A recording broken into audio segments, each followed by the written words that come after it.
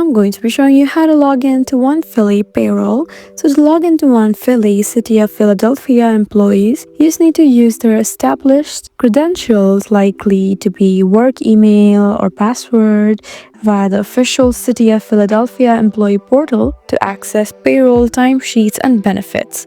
So just open your Safari or any of the browser that you have, and once you're there, you just need to search for employee.this and just press enter. Once you're here, you should see something like this. So you just need to find the login page. So once you're here, you just need to scroll all the way down until you find this option to access your employee HR portal. So just go ahead and tap here and just enter your credentials. Use your standard City of Philadelphia username, often your work email and password to sign in. So there you go. That's how you log into OnePhilly Payroll. I hope this video was helpful for you. Please leave us a like and drop us a comment down below, and we'll see you again in our next video.